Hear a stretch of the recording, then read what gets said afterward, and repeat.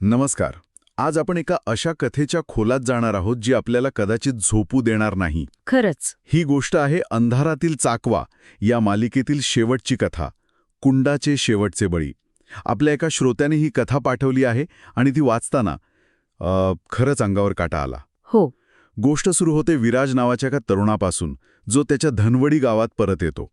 पण त्याच्या परत येण्यात काहीतरी भयंकर गडबड आहे. हो, आणि ती गडबड अगदी पहिल्याच वाक्यात स्पष्ट होते. गावातले लोक पाहतात की विराज जिवंत परत आलाय, पण त्याची सावली सोबत नाहीये. बरोबर. ही एकच कल्पना आपल्याला पूर्णपणे हादरून टाकते. कारण सावली म्हणजे काय? ती फक्त प्रकाशाचा अभाव नाहीये, ती आपल्या अस्तित्वाची खूण आहे, नाही का? बरोबर. सावलीशिवाय माणूस म्हणजे काय, जिवंत असून नसल्यासारखं. ही कल्पनाच इतकी विचित्र आहे की यावरच पूर्ण कथा उभी राहते. अगदी. लेखकाने सुरुवातीलाच आपल्याला एका अशा प्रश्नासमोर उभं केलंय ज्याचं उत्तर आपल्याकडे नाही. सावली नसेल तर माणूस असतो का? आणि लोककथांमध्ये तर सावलीला आत्म्याचं प्रतीक मानलं गेलंय. ती तुमच्या अस्तित्वाचा अविभाज्य भाग आहे. त्यामुळे जेव्हा गावकरी सावली नसलेल्या विराजला पाहतात, तेव्हा त्यांच्या मनात पहिला प्रश्न येतो की हा खरंच विराज आहे की त्याच्या रूपात आलेलं दुसरं काहीतरी? हो. इथेच कथेच्या खऱ्या संघर्षाला सुरुवात होते. तो परत आलाय, पण तो कोण आहे? चला मग या प्रकरणाचा छडा लावूया. विराज घरी पोचतो.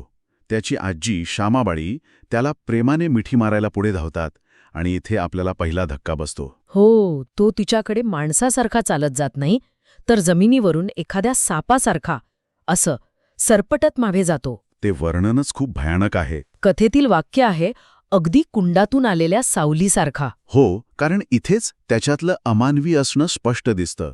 तो मानवी शरीर वापरतोय, पण त्याच्या हालचाली मानवी नाहीत. त्या निसरड्या आहेत, सावलीसारख्या. आणि मग जे घडतं ते निव्वळ शारीरिक भीती नाही, तर त्याला बॉडी हॉरर म्हणतात ना, त्या प्रकारचं आहे. त्याच्या चेहऱ्यावरून चक्क मांसाचे तुकडे गळून पडायला लागतात. अरे बापरे, हे ऐकूनच विचित्र वाटतंय. म्हणजे त्याचं शरीर आता त्याचं स्वतःचं राहिलेलं नाहीये. नाहीच. ते कुचतंय, जसं काहीतरी आतून ते खात असावं, पण त्याचा आवाज मात्र विराजचाच आहे. हे इतकं विचित्र का वाटतं? म्हणजे नेमकं कार घडतं इथे? इथेच कथेचा गाभा आहे. शरीर आणि आत्मा किंवा चेतना या दोन गोष्टी पूर्णपणे वेगळ्या झाल्या आहेत. अच्छा. ते शरीर विराजचं आहे, पण ते आता फक्त एक पोकळ भांडं आहे, एक वाहन आहे. त्यावर ताबा कोणा दुसऱ्याचा आहे आणि तो स्वतःचे कबूल करतो. तो म्हणतो, मी आवाज त्याचा, पण शरीर कोणाचंच नाही. मला कुंडाने बनवलंय, सावल्यांनी जोडून. सावल्यांनी जोडून म्हणजे एका सावलीने नाही, तर अनेक सावल्यांनी. अनेक सावल्यांनी. हे जास्त भीतीदायक आहे. म्हणजे तो एकटा नाहीये. अगदी बरोबर. तो एकटा राक्षस नाहीये. तो अनेक तुटलेल्या, भरकटलेल्या अस्तित्वांचा एक गोळा आहे. आणि हे फक्त बोलण्यापुरतं राहत नाही, ते आपल्याला प्रत्यक्षात दिसतं. हो, जेव्हा त्याच्या एका शरीरातून 3 काळ्या सावल्या बाहेर पडतात आणि वेगवेगळ्या दिशांना नाचू लागतात. एक भिंतीवर, एक छतावर आणि एक जमिनीवर. हो, ते दृश्य आठवून माझ्या अंगावर काटा येतोय. एक शरीर आणि 3 सावल्या, हे नैसर्गिक नियमांच्या पूर्णपणे विरुद्ध आहे. बरोबर. मला वाटलं की कदाचित त्या 3 सावल्या म्हणजे त्याने गिळंकृत केलेले आधीचे बळी असावेत. काय वाटतं? ही एक चांगली शक्यता आहे.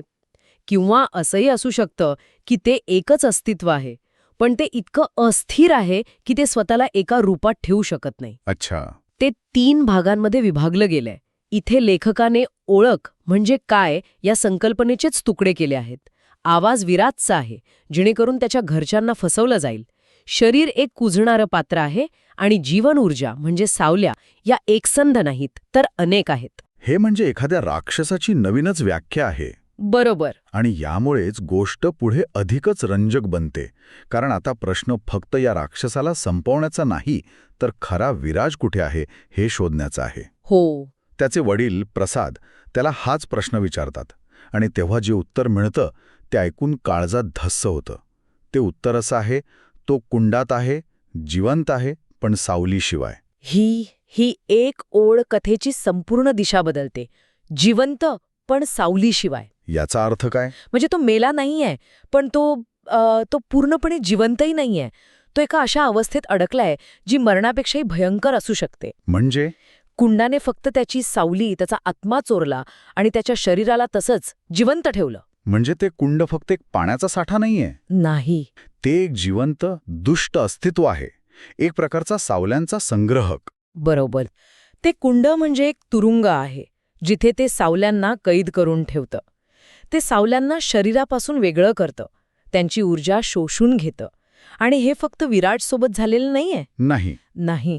जेव्हा कथेच्या शेवटी त्या कुंडातून शेकडो लोक एकत्र रडत आहेत असा आवाज येतो, तेव्हा आपल्याला त्या कुंडाच्या भयान इतिहासाची जाणीव होते. हो. अनेक वर्षांपासून, कदाचित शतकांपासून ते हेच करत आलंय. ते कुंड म्हणजे अनेक हरवलेल्या आत्म्यांच्या वेदनांचा एक डोह आहे. आणि म्हणूनच तो बनावट विराज किंवा ते सावल्यांचं मिश्रण कुंडाकडे परत जायला इतकं घाबरत असणार. हो, अगदी. जेव्हा प्रसाद आणि पुजारी त्याला पकडून कुंडाकडे ओढत नेतात तेव्हा तो अक्षरशः गयावया करतो. नको, मला परत नका टाकू, मी बाहेर आलोय. जणू काही ते कुंडच त्याच्यासाठी नरक आहे. कारण कुंडात परत जाणं म्हणजे त्याचं अस्तित्व संपणं. बाहेरच्या जगात तो स्वतःच्या मर्जीने वावरू शकतो, पण कुंडात परत गेल्यावर तो पुन्हा त्या शेकडो सावल्यांपैकी एक बनून जाईल. हो, त्याचं स्वतःचं असं काहीच उरणार नाही. त्यामुळे हा संघर्ष फक्त शारीरिक नाही, तर तो अस्तित्वाचा संघर्ष आहे. आणि मग पुजारी तो अंतिम मंत्र म्हणतात, ज्या सावलीतून तू आलास त्याच सावलीत परत जा. या मंत्रात नक्की काय ताकद असेल? हे एखादं एक्झॉसिझम आहे का? मला वाटतं हे एक्झॉसिझमपेक्षाही मोठं आहे. पुजारी इथे निसर्गाचा एक मूलभूत नियम पुन्हा स्थापित करण्याचा प्रयत्न करत आहेत. अच्छा. ते त्या अस्तित्वाला त्याच्या मूळ स्रोताकडे परत ढकलत आहेत. ते म्हणत आहेत की तू एक अपूर्ण, चुकीची निर्मिती आहेस. तुझं खरं स्थान शरीर नाही, तर ती सावली आहे जिथून तू आलास. म्हणजे ते निसर्गाच्या चक्रात हस्तक्षेप करत आहेत. अगदी. आणि त्या मंत्राचा परिणाम तो वाचताना किंवा ऐकताना मनात धडकी भरते.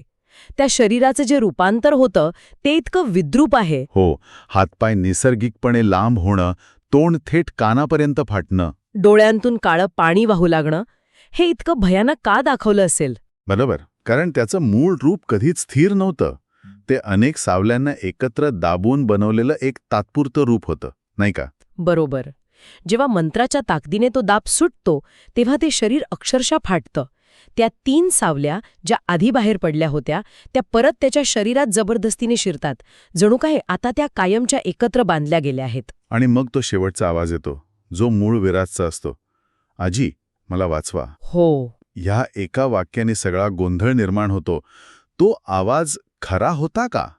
म्हणजे खऱ्या विराजचा काही अंश अजूनही त्या शरीरात, त्या राक्षसात अडकला होता का? हाच या कथेचा सर्वात महत्वाचा प्रश्न आहे. याचे 2 अर्थ निघू शकतात. एक, की विराटचा आत्मा पूर्णपणे वेगळा झाला नव्हता. त्याचा एक छोटा अंश अजूनही त्या शरीरात कुठेतरी होता आणि तो शेवटच्या क्षणी मदतीसाठी ओरडला. आणि दुसरी शक्यता? दुसरी आणि जास्त भयानक शक्यता ही आहे की ते त्या राक्षसाचं शेवटचं कारस्थान होतं. अच्छा. त्याला माहीत होतं की विराटच्या आवाजाचा, त्याच्या आठवणींचा वापर करून तो सहानुभूती मिळवू शकतो. कदाचित सुटका करून घेण्यासाठी त्याने विराटच्या आवाजाची आणि त्याच्या शेवटच्या आठवणीची नक्कल केली असेल. आणि आपल्याला कधीच कळणार नाही की तो आवाज खरा होता की एक खोटा डाव होता. कधीच नाही. ही संदिग्धता कथेला अधिकच प्रभावी बनवते. अखेरीस ते विद्रूप शरीर कुंडात कोसळतं, पाण्याचा एक मोठा आवाज येतो. आणि मग भयान शांतता. हो. पुजारी म्हणतात, खेळ संपला. असं वाटतं की चला, सुटलो. गावावरचं संकट टळलं, कुंडाची शक्ती संपली. हो, एक क्षणभर आपल्यालाही तसंच वाटतं की हा एक सुखांत शेवट आहे. आणि मग काही क्षणांनी कुंडाच्या पाण्यातून विराटचा शांत पांढरा चेहरा वर येतो आणि सगळ्यात महत्वाचं म्हणजे त्याची सावलीपर्यंत आलेली होती. हो, कुटुंबाला त्यांचा मुलगा परत मिळाला. म्हणजे सगळं ठीक झालं, प्रॉब्लेम सॉल्व्ह. पण भयकथा इतक्या सोप्या नसतात, नाही का? अजिबात नाही. कारण कथेच्या शेवटच्या ओळी या वरवरच्या समाधानावर पूर्णपणे पाणी फेरतात. हो, त्या आपल्याला एका नवीन, अधिक गडद आणि जास्त त्रासदायक प्रश्नासमोर उभं करतात. हो, त्या ओळी आहेत, कुंड सावल्या घेतं आणि सावल्या परत करतं. फरक फक्त एवढाच, परत येतं ते शरीर की काहीतरी वेगळंच. बरोबर. या ओळींनी माझ्या मनातलं सगळं समाधान काढून घेतलं. म्हणजे काय ह्याचा अर्थ? जर आपण हे मोठ्या चित्रात पाहिलं तर ह्याचा अर्थ खूपच भयानक आहे.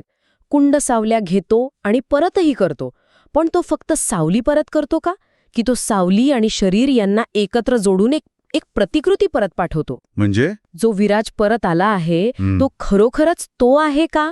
की त्याच्या आतला आत्मा, त्याची चेतना जी विराजला विराज बनवते, ती कुंडाने कायमची ठेवून घेतलीये? अरे देवा, म्हणजे तो फक्त एक चालता बोलता देह आहे, आतून पूर्णपणे पोकळ. हो. जसा एखादा रोबोट किंवा फिलॉसॉफिकल झॉम्बी. तो दिसेल विराजसारखा, वागेल विराजसारखा, त्याला आठवणीही असतील, पण त्याच्यात विराज नसेल. ही कल्पना तर आधीच्या राक्षसापेक्षाही जास्त भीतीदायक आहे. नक्कीच. कारण आधीचा राक्षस उघड होता, तो हिंसक होता, विद्रूप होता, त्याला ओळखणं सोपं होतं. पण हा नवीन विराज, हा शांत आहे, सामान्य आहे, तो तुमच्यात माझ्यात मिसळून जाईल, पण तो खरा नसेल. धनवडी गावाला शांतता मिळाली, पण ती खरी आहे की केवळ एक भास आहे, हा प्रश्न उरतोच. हो, कदाचित त्यांनी एका राक्षसाला परत पाठवून दुसरा, अधिक शांत पण तितकाच पोकळ राक्षस परत मिळवला आहे. तर या कथेचा मुख्य मुद्दा हाच आहे की आपली ओळख किती नाजूक असते. शरीर, आवाज आणि सावली यांपैकी एक जरी गोष्ट वेगळी झाली तरी आपलं अस्तित्वच धोक्यात येतं. अगदी. कुंडाचे शेवटचे बळी ही कथा फक्त भीती निर्माण करत नाही, तर आपण ज्याला मी म्हणतो ते नक्की काय आहे यावरच एक गंभीर प्रश्न निर्माण करते. आणि हीच गोष्ट ऐकणाऱ्याला विचार करायला लावते. कथा संपते, पण तिची भीती आणि तिने निर्माण केलेले प्रश्न मनात कायम राहतात. हो, यावर विचार करण्यासारखा एक अंतिम मुद्दा म्हणजे, जर एखाद्या व्यक्तीची सावली म्हणजेच त्याचा आत्मा काढून घेतला आणि नंतर परत जोडला, तर ती व्यक्ती पूर्वीसारखीच राहते का, की ती केवळ एक चालती बोलती भावनाशून्य प्रतिकृती बनते? परत आलेला विराज आता नक्की कोण आहे हे कोडं कधीच सुटणार नाही. आणि कदाचित त्याच्या घरातल्यांनाही ते कधी कळणार नाही. हीच या कथेची खरी शोकांतिका आहे.